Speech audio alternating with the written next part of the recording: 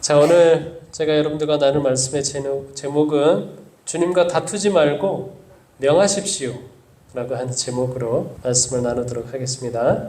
한 집에요, 새로 도배를 아주 깔끔하게 해놨습니다. 이 아버지가 아이들에게 신신당부를 했죠. 도배가 깔끔하게 되면 거기가 뭔 줄 알아요? 캔버스인 줄 알아요. 캔버스. 절대로 낙서하지 말라고 그렇게 했는데 일이 터졌나 봅니다. 이제 큰아이가 작은 아이한테 넌 이제 아빠한테 죽었다 이렇게 얘기를 했습니다. 그리고서는 아빠가 딱 돌아왔는데 이거 형이 가만히 있으면 좋겠는데 형이 아빠한테 낼름 고자질을 해버렸네요.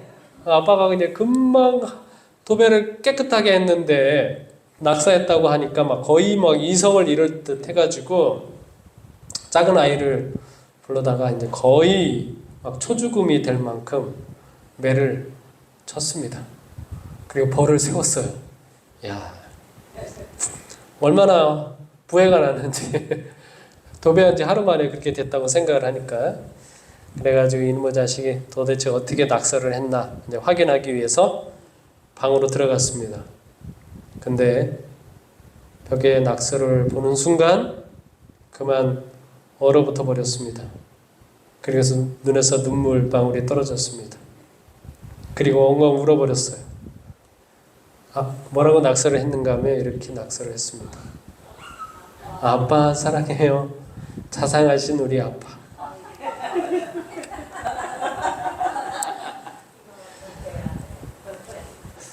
우리 아이들 키우다 보면 종종 이와 비슷한 경험을 하거든요.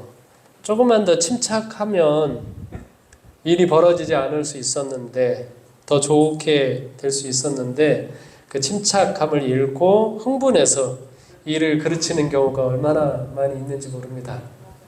오늘 우리가 읽는 본문의 말씀은 온유함이 지면에서 이 땅에 있는 사람 가운데 어느 누구보다도 더 강했던, 더 컸던 이 모세가 온유함을 잃고 분노하면서 실수한 장면을 우리가 함께 살펴보도록 하겠습니다.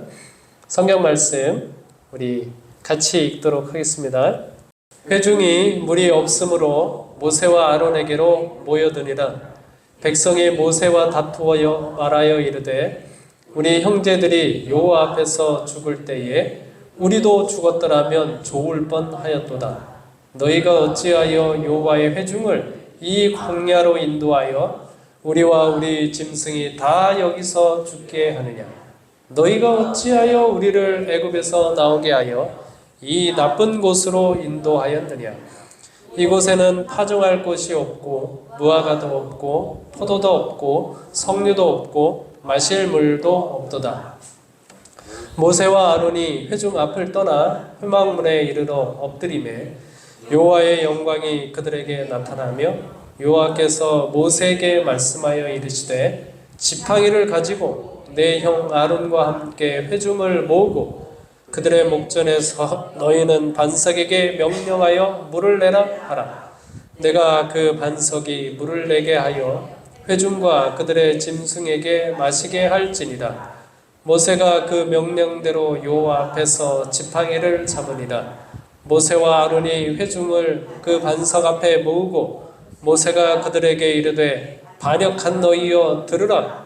우리가 너희를 위하여 이 반석에서 물을 내랴 하고 모세가 그의 손을 들어 그의 지팡이로 반석을 2번 치니 물이 많이 솟아나오므로 회중과 그들의 짐승이 마시니라. 여호와께서 모세와 아론에게 이르시되 너희가 나를 믿지 아니하고 이스라엘 자손의 목전에서 내 거룩함을 나타내지 아니한 고로 너희는 이 회중을 내가 그들에게 준 땅으로 인도하여 드리지 못하리라 하시니라. 이스라엘 자손이 여호와와 다투었으므로 이를 무리바 무리라 하니라. 여호와께서 그들 중에서 그 거룩함을 나타내셨더라. 아멘. 자, 이 본문의 말씀 좀 길지만 성경을 펼치면서 같이 좀 생각을 해보도록 하겠습니다. 본문을 살펴보는 목적은 이 본문 속에 계시는 예수님을 만나는 것이 목적이니까요. 여러분 이 본문을 읽으면서 여러분은 어떤 질문들을 갖게 됩니까? 자, 저는 한 4가지 질문을 해봤습니다. 자, 하나님께서 말씀하신 광야 40년의 생활이 거의 마칠 때쯤 다시 가데스 바네아에 이른 이스라엘 백성은 어떤 마음가짐일까요? 이 질문입니다. 자, 이 가데스 바네아는 38년 전입니다. 38년 전에 이스라엘 백성들에게 잊지 못할 추억이 있죠. 좋은 추억은 아닙니다. 자, 이 가데스 바네아에서 12정탐꾼을 보냈던 추억이 있습니다.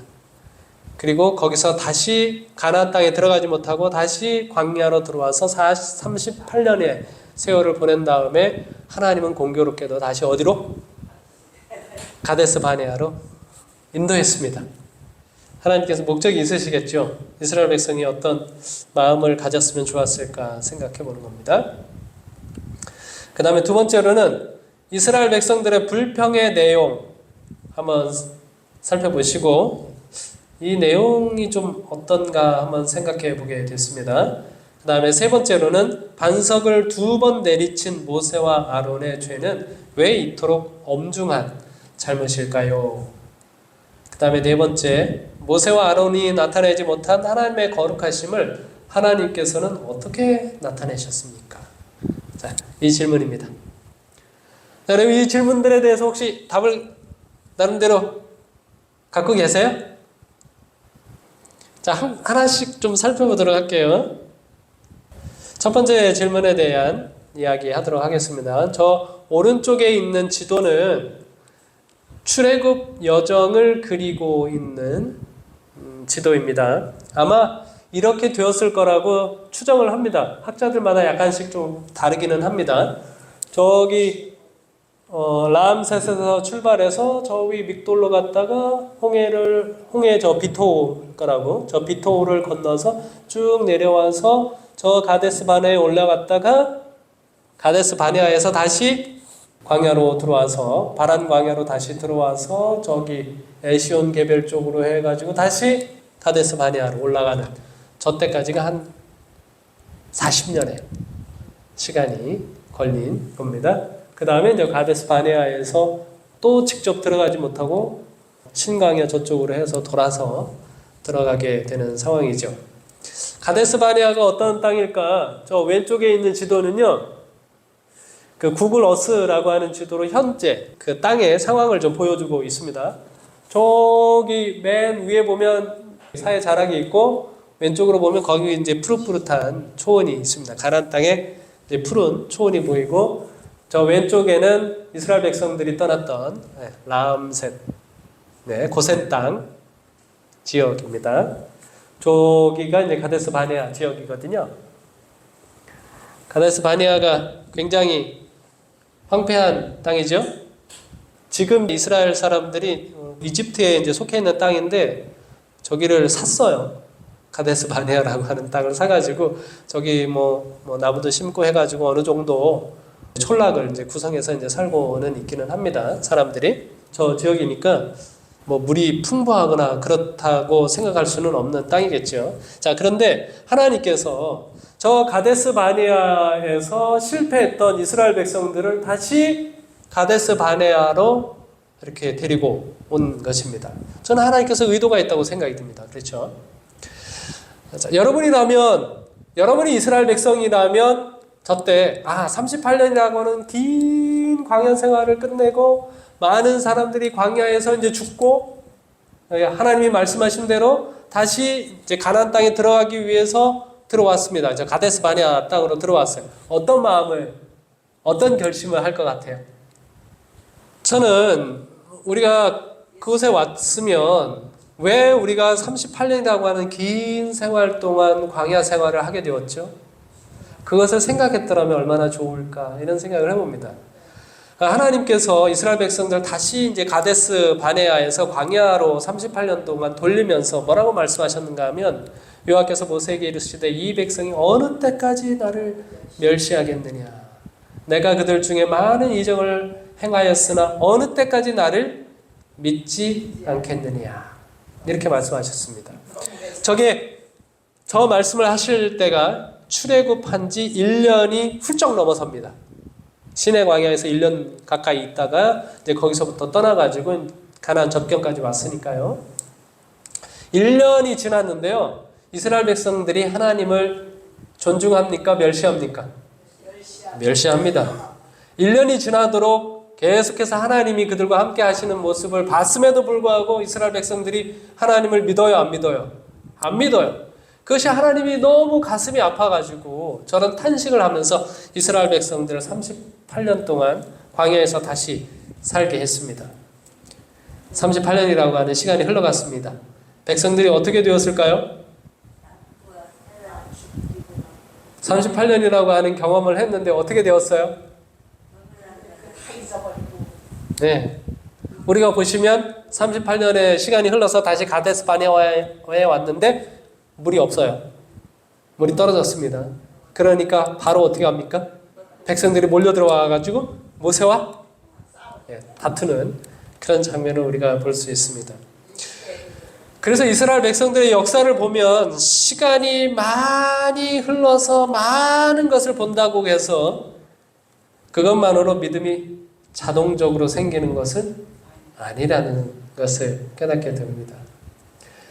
우리가 재림교인이 된 지 오랜 시간이 됐어요. 그러면 내가 신앙이 그만큼 성숙했을까요? 자동적으로? 아니요. 시간은 우리 믿음의 성숙을 결코 보장하지 않습니다.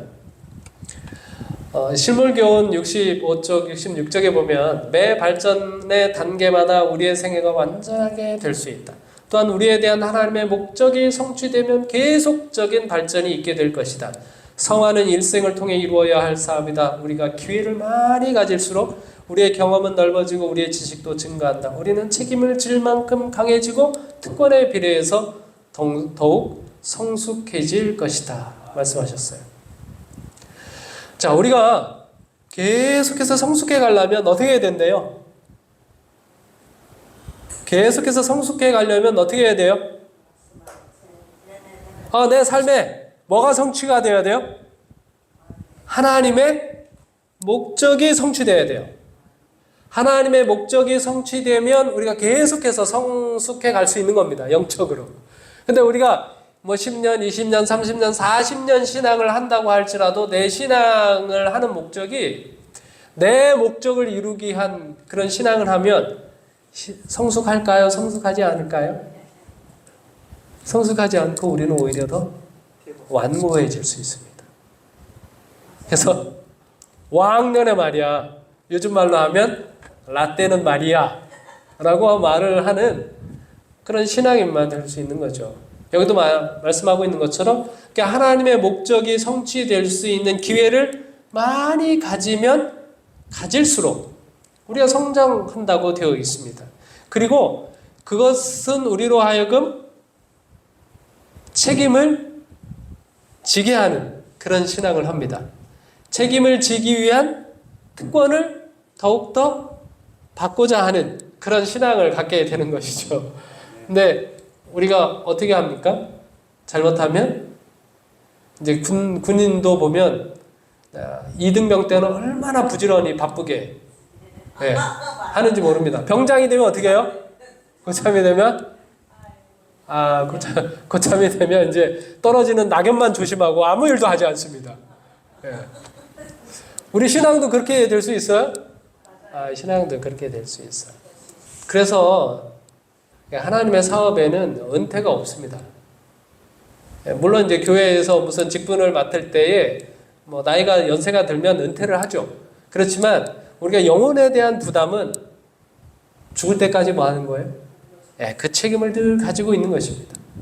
다른 사람에게 어떻게 하면 내가 도움이 될 수 있는가 라고 하는 그런 생각을 가지고 늘 살아야 하는 것이죠. 그래야 뭐합니까? 하나님으로부터 계속해서 영양분을 받고 햇빛을 받고 비를 받고 하면서 계속해서 성숙해 나가게 된다라고 하는 것이죠. 그러니까 이스라엘은 이 광야 생활에 하는 모습을 보면 시간이 자동적으로 우리의 신앙을 성숙하게 하는 것은 아니라고 하는 사실을 아주 분명하게 보여주고 있습니다. 자, 두 번째 질문인데요. 이스라엘 백성들의 불평의 내용에 대해서 한번 살펴보도록 하겠습니다. 여기 불평의 내용을 이렇게 기록을 하고 있습니다. 보시면 다투어 말하여 이르되 우리 형제들이 여호와 앞에서 죽을 때 우리도 죽었더라면 좋을 뻔하였도다. 그리고선 왜 여기로 인도해냈느냐? 우리와 우리 짐승이 다 죽게 하느냐? 그리고 왜 이 나쁜 곳으로 인도하였느냐? 이곳에는 파종할 곳도 없고 무화과도 없고 포도도 없고 석류도 없고 마실 물도 없도다. 이렇게 이야기하고 있습니다. 여기 이 다투어라고 하는 이 말은 한 번 더 심각하게 생각해 보게 되는데요. 지금까지는 이스라엘 백성들이 주로 뭐 했는가 하면 원망하고 불평을 했습니다. 근데 이번에는 뭐 했다고요? 다투었습니다. 원망을 넘어서서 뭐 할 지경이에요? 싸울 그런 지경입니다. 우리가 누군가에게 원망하거나 불평한다고 하는 것은 그래도 그 사람에게 뭐가 있다는 거예요? 그 사람에게 주도권이 있다는 거예요. 그렇죠? 그 주도권을 인정하는 거잖아요. 근데 왜 안 해주느냐 이렇게 하는 건데 다툰다는 건 뭐예요? 네가 뭔데 이런 거죠. 네가 뭔데 이런 상황이 되어 있는 모습을 보고 있습니다. 그리고 이제 이들이 불평하는 내용을 이렇게 보시면 여러분 사실 가데스 바네아가 종착지가 아니잖아요. 하나님께서 인도하는 땅은 어디예요? 젖과 꿀이 흐르는 땅. 자, 그때 이 38년 전에 젖과 꿀이 흐르는 땅에서 이거 봤습니까? 안 봤습니까? 무화과 봤어요? 봤어요. 석류도 봤어요? 봤어요. 포도도 봤어요? 봤어요. 12정탐꾼이 메고 온 무화과, 석류, 포도가 어땠어요? 어마어마하게 크다고 하는 것을 봤거든요. 근데 가데스 바네아에 와가지고 이 백성들이 지금 뭐라고 불평하고 있습니까? 여기는 뭐도 없고 파종할 것도 없고 무화과도 없고 포도도 없고 석류도 없고 마실 물도 없도다. 이렇게 불평하고 있습니다. 그래서 뭐 했으면 좋겠다? 차라리 죽어버렸으면 좋았을 걸 왜 여기 데려왔느냐고 이렇게 불평하고 있는 모습을 보고 있습니다. 여기가 정착지가 아닙니다. 가데스 바네아가. 근데 가데스 바네아가 종착지인 것처럼 불평을 하고 있는 것이죠. 이들이 우리 형제들이 여호와 앞에서 죽을 때 우리도 죽었더라면 좋을 뻔하였도다라고 하는 이 불평은 이 사건을 두고 하는 이야기입니다. 다베라라고 하는 곳에서 백성들이 막 원망하고 불평하니까 진 끝에서 이제 불이 확 살라가지고 불평하던 많은 사람들이 죽었었습니다. 그 다음에 곧 이어서 거기서 이 박한 식물을 싫어하는도다. 우리에게 고기를 줘서 먹게 했으면 좋겠다. 삶은 고기, 애굽에서 먹던. 그렇게 하니까 이제 하나님께서 메추라기를 보내가지고 한 달분 양식을 얻도록 했었죠. 그때 고기를 탐하던, 원망하던, 탐욕적으로 고기를 탐했던 사람들이 고기를 이 사이에 씹는 그 사이에 뭐였습니까? 죽는 일이 있었습니다. 그리고 10명의 정탐꾼이 이 가데스 바네아에서 죽었었죠. 그리고 고라의 반역으로 고라의 가족이 저 땅이 갈라지면서 죽었었고, 그 250인의 족장들이 분향을 하다가 죽었었고, 그 다음에 전염병으로 이 고라와 이 다단과 아비람을 두둔했던 백성들이 전염병으로 14,000명이 죽어가는 그런 일이 있었는데, 그것을 떠올리면서 다시 뭐 하는 거예요? 이 백성들이 우리도 그 형제들처럼 뭐 했으면 좋았겠다? 죽었으면 좋았겠다. 이렇게 불평을 하고 있는 것입니다. 여러분, 이 불평이 말이 됩니까? 안 됩니까? 원망이 말이 됩니까? 안 됩니까? 안 되죠. 그러면 여러분, 우리가 하는 불평은 말이 됩니까? 안 됩니까? 우리가 하는 불평은 말이 됩니까? 우리가 하는 원망은 말이 됩니까? 이스라엘 백성들이 불평한 내용들을 이렇게 따져보면 그들이 불평할 이유가 하나도 되지 않습니다. 특별히 이스라엘 백성을 하나님께서 그 에시온 게벨에서부터 저 가데스 바네아로 올릴 때에 뭐라고 말씀하셨는가 하면 모세를 통해서 너희가 이 산지를 두루 다닌 지 오래다. 거기서 뭐 했다는 거예요? 거기서 왔다 갔다 하면서 거기서 38년을 보냈어. 얼마나 지겨웠을까요? 네. 얼마나 힘들었을까요? 그러니까 하나님께서 이제 오랜이 뭐하자? 돌이켜 북으로 나아가라 라고 하면서 가데스 바네아로 오게 된 것이거든요. 그러면서 거기에 가게 되면 이제 곧 옆에 있는 에돔 족속을 만나게 될 텐데 그 에돔 족속이 살고 있는 땅으로 통과하게 할 거다. 제가 이제 성지 여행을 가서 봤는데요. 거기 에돔 족속이 살고 있는 땅에는 이제 페트라라고 하는 유명한 지역이 있습니다. 거기에 뭐 7대 불가사의한 건축물도 있기도 하고 굉장히 좀 비옥한 토지들도 있어요. 예, 그곳으로 이제 지나가게 할 거다. 그런데 거기 탐하지 말아라. 절대로 거기서 싸우지도 말고 탐하지도 말고 점령하려고 하지도 말고 그냥 지나가기만 하라라고 하면서 어떻게 될 거냐? 그들이 너희들을 두려워하기 때문에 그 200만이 넘는 너희들이 지나가지만 두려워서 길을 뭐 해줄 거다? 다 내줄 거다. 그러니까 뭐 하라? 돈으로 그들에게서 양식을 사서 먹고 돈으로 그들에게서 물을 사서 먹어라 라고 이렇게 말씀을 하셨습니다. 자, 그러니까 지금 이제 에돔 땅 바로 옆에 와서 물이 딱 떨어졌으니까 하나님께서 뭐 할 거라는 얘기예요? 곧 어디로? 그 에돔 땅을 통과해서 가게 할 것이다 라고 하는 그런 약속이 있는 것이죠. 그 부조와 선지자에 보면 그래서 뭐라고 탄식하는가 하면 그들이 불신으로 눈멀지 않았더라면 이 일을 깨달았을 것이고요. 그 다음에 하나님의 언약의 언약이 성취된다는 증거가 되었을 것이다. 물이 딱 떨어진 사실이. 그러면 오히려 이제 감사하고 찬송하고 야 이제 우리가 뭐 할 수 있다? 물을 사서 먹을 수 있다. 저 비옥한 땅에 들어가서. 자, 그렇게 기뻐할 일인데 그들은 그것이 원망의 원인이 됐습니다. 그리고 좀 전에 불평했던 것처럼 그들의 종착지가 뭐라고 생각을 해요? 이 가데스 바네아가 종착지인 것처럼 어디 안 들어갈 것처럼 가나안에 들어가지 않을 것처럼 그런 모든 희망을 포기한 자들처럼 그렇게 불평하고 있는 것입니다. 우리 여기서 계속 살 거니까 물을 내놓으시오. 이렇게 원망을 하고 있는 것입니다. 우리 불평이 그래요. 우리가 하는 불평과 원망들이 우리가 마치 이 땅이 종착지인 것처럼 생각하면서 불평을 하는 것입니다.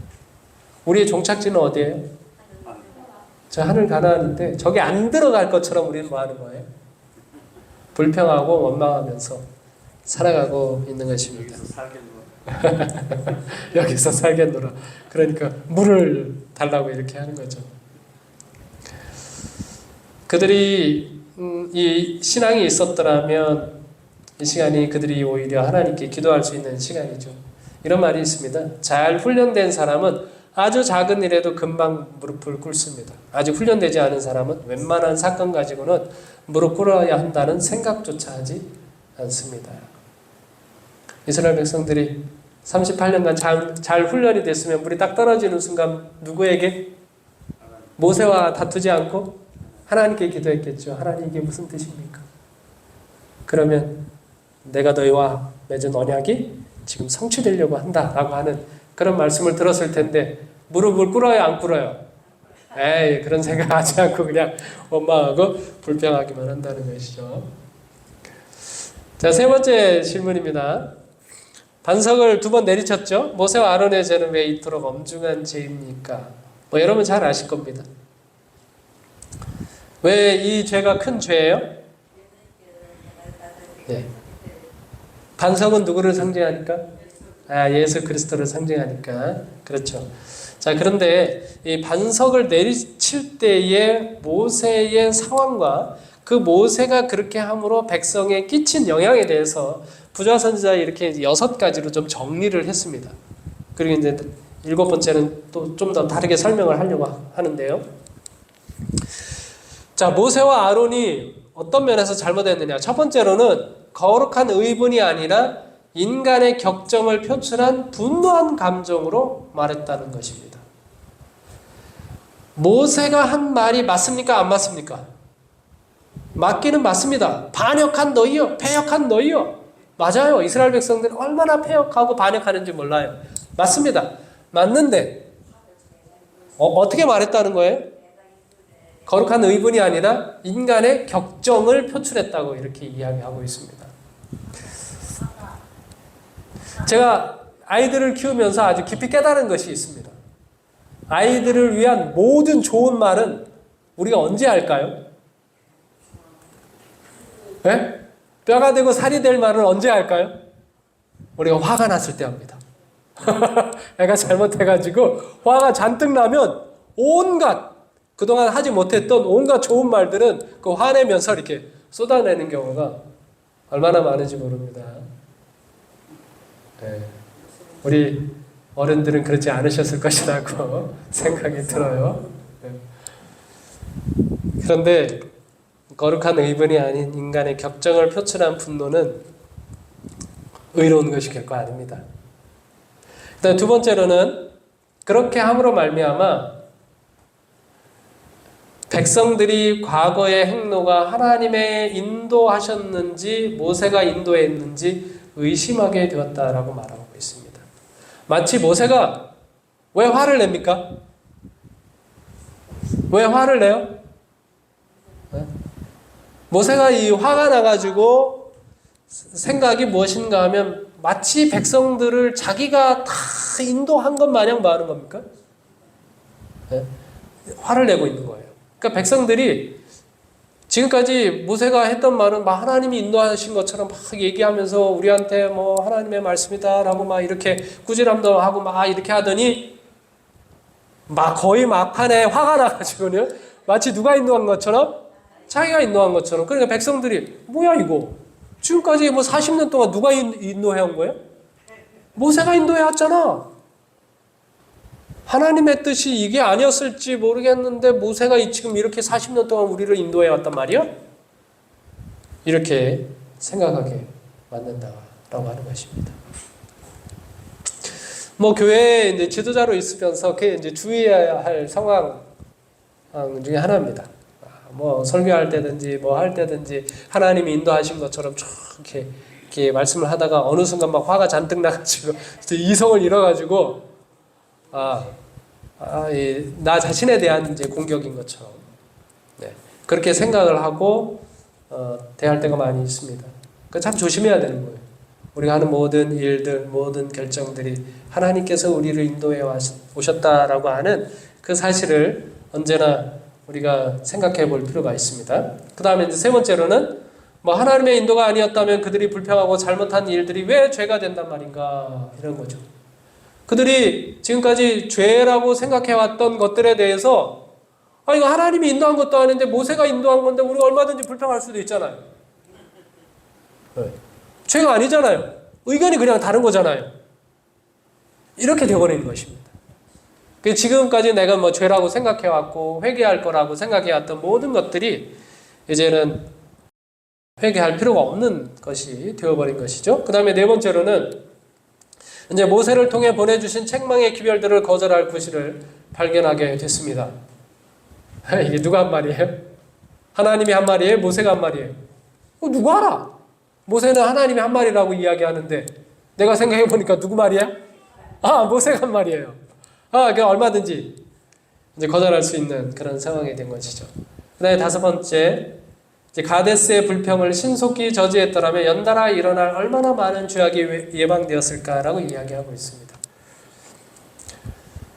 여기서 모세가 물론 이스라엘 백성도 불신 대신에 믿음의 그런 선택을 했더라면 좋았겠고요. 모세도 여기서 하나님 편에 굳게 서서 하나님의 뜻을 온전히 전달하는 전달자가 되었더라면 저 가데스 바네아에서 돌아가지고 다시 에돔 땅을 돌아가는 그 일이 없었을 수도 있습니다.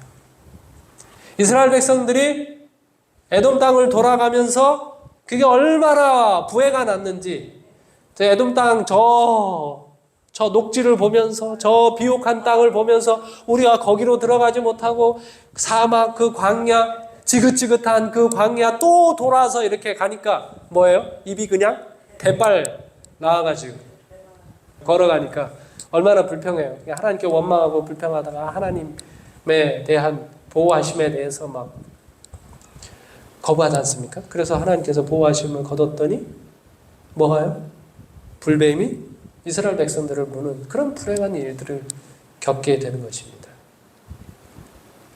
우리가 그 순간 믿음에 굳게 섰더라면 피할 수 있었던 수많은 어려움들을 우리가 많이 겪으면서 살아가는 것이 우리의 인생입니다. 그 다음에 여섯 번째로는 이들이 뭐 했어요? 하나님 자리에 뭘 두었어요? 자신을 뒀습니다. 우리가 너희에게 뭐 하랴? 물을 내랴. 물은 누가 주셨는데 지금? 하나님이 주셨는데 누가?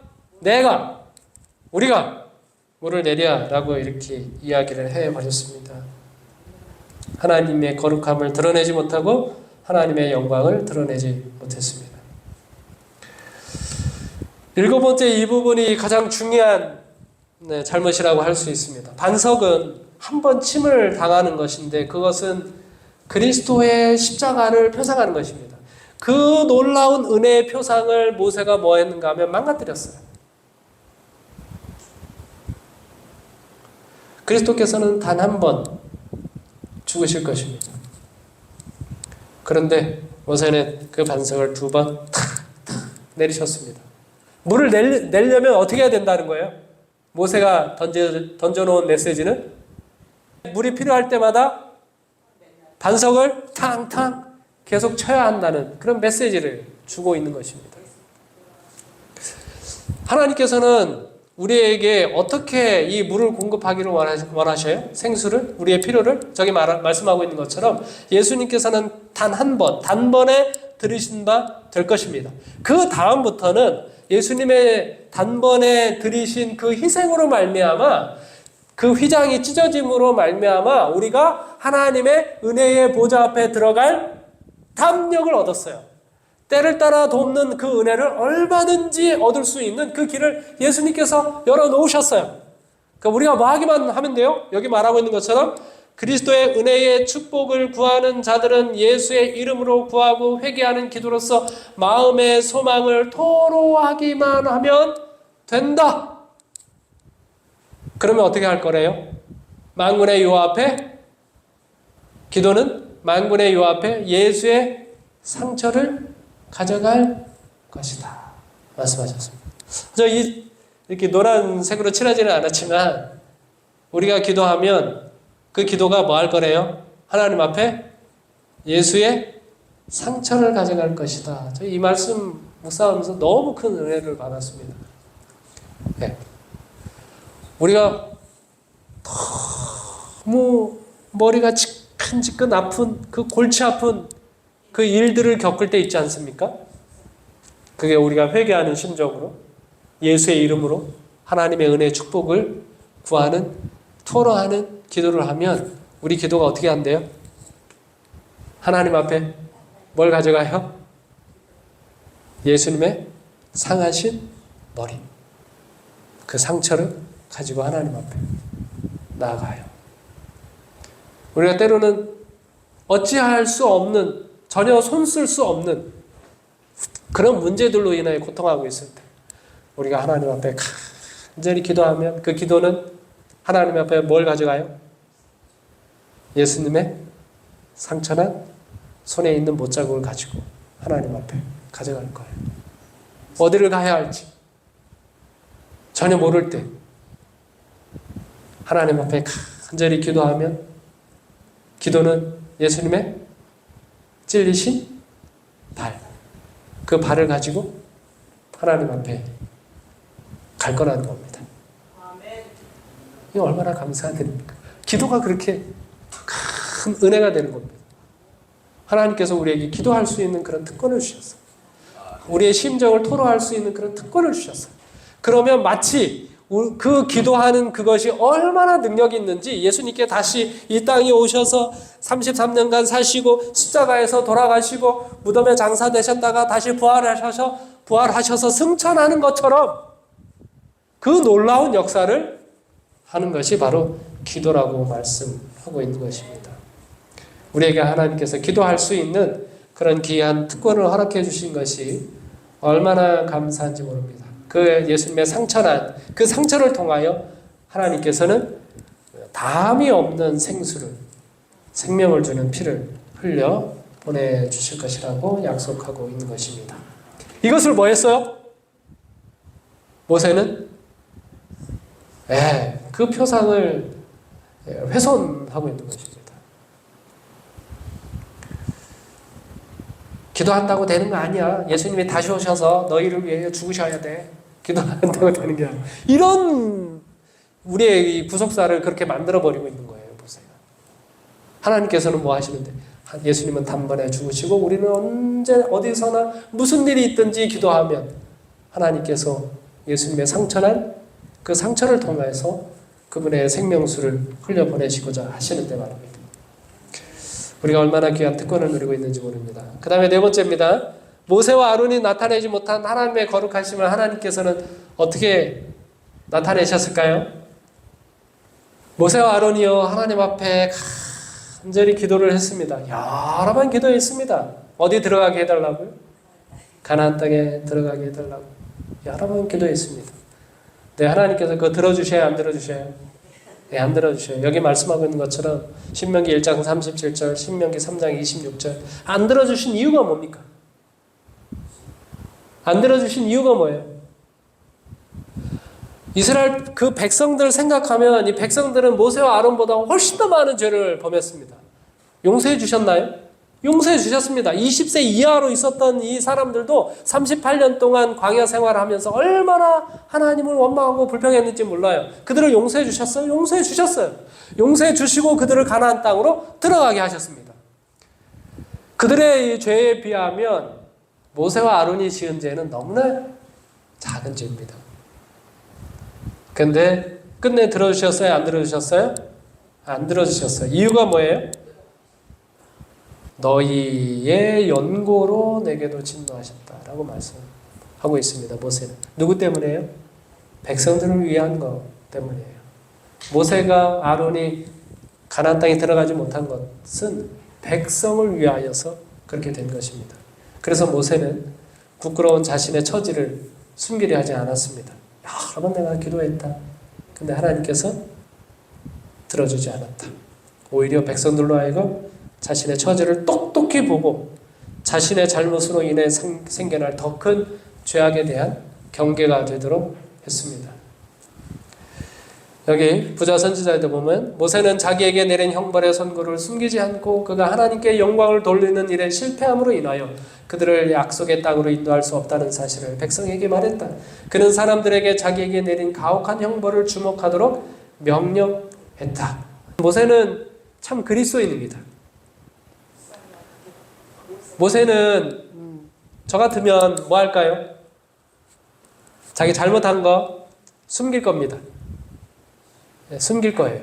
근데 모세는 그렇게 하지 않아요. 자기의 잘못을 오히려 드러내서 백성들로 하여금 단 하나의 죄라도 더 실수하지 않도록 하는 일에 그 자신을 이제 고백하고 있는 모습을 볼 수 있습니다. 한 가지 죄라도 멀리 할 것을 가르칩니다.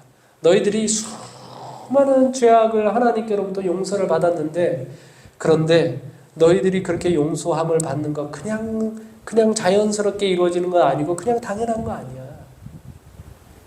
한 가지의 죄악이라도 하나님께서는 용서할 수 없는 것이고 그런데 용납할 수 없는 것이고 그런데도 불구하고 하나님께서 뭐 하는 거예요?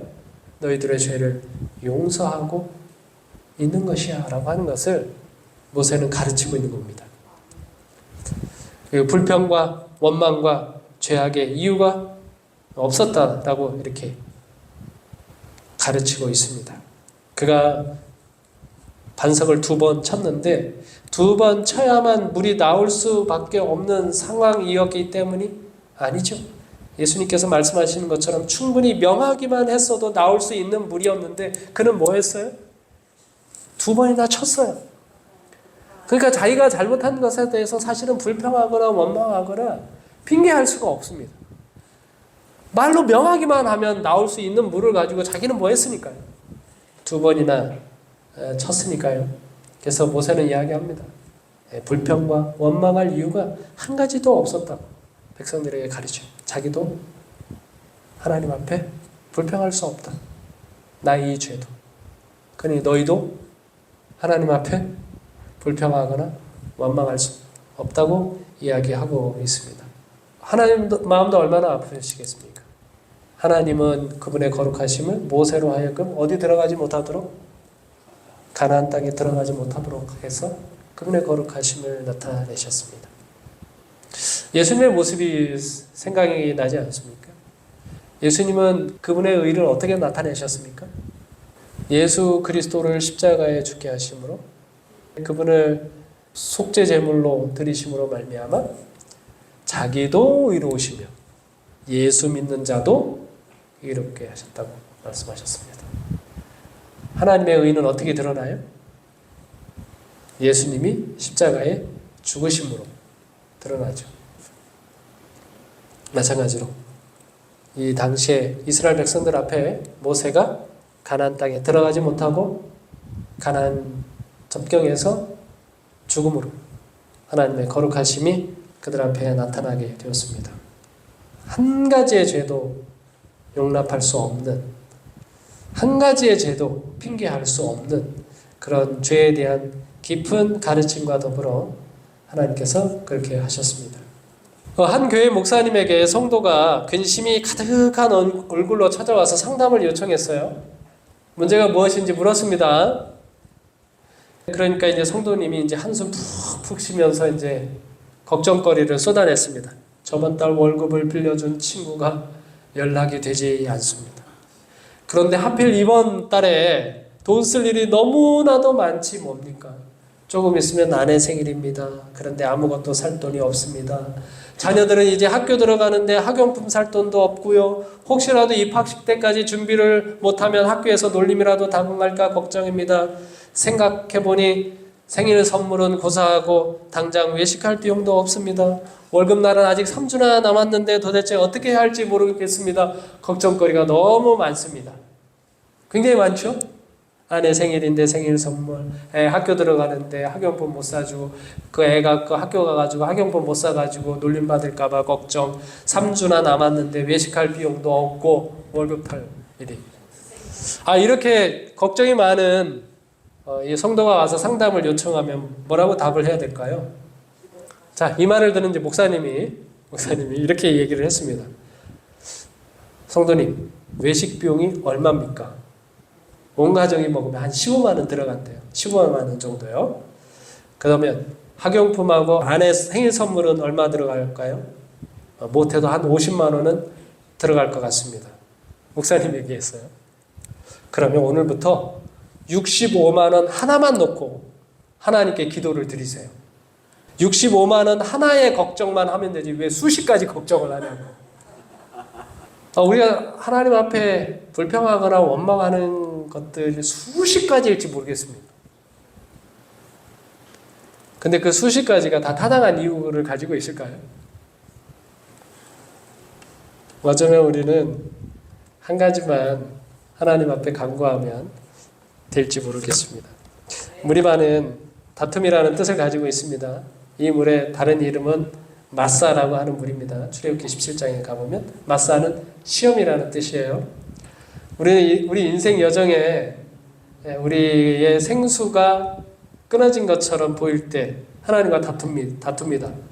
물을 내놓으시오 하면서 이렇게 다투죠. 비슷한 얘기합니다. 차라리 안식일 교인이 안 됐으면 좋을 뻔했다. 이런 불평도 하기도 하고. 내가 예수를 안 믿었으면 좋았을 뻔했다. 이렇게. 그러면서 하나님을 시험합니다. 하나님이 계신 거야? 안 계신 거야? 이런 시험도 하는 것입니다. 여러분, 이런 게 예수님을 두 번 치는 거 아닐까요? 여러분, 예수님께서 십자가에서 죽으신 그 큰 사랑 하나면 충분하지 않습니까? 예, 그분의 생수를 그분의 옆구리에서 강수같이 흘러나시도록 하고 있는데, 그렇게 하기 위해서 예수님께서 십자가에서 죽으시면서 내가 목마르다. 우리의 목마름을 해결하기 위해서 예수님께서 우리의 목마름을 다 경험하지 않으셨습니까? 그런 하나님과 뭐 하지 말자고요? 싸우지 말자고요. 다투지 말자고요. 하나님을 시험하지도 말고 뭐 하기만 하면 돼요. 생수가 필요할 때마다 기도하기만 하면 돼요. 반석에게 구하기만 하면 얼마든지 생수가 흘러넘칩니다. 그럴 때마다 예수님 너무 힘들어요. 물 좀 주세요. 라고 하면 예수님께서 물을 주실 거예요. 그러한 우리 모든 성도들이 되길 바라면서 말씀을 마치겠습니다.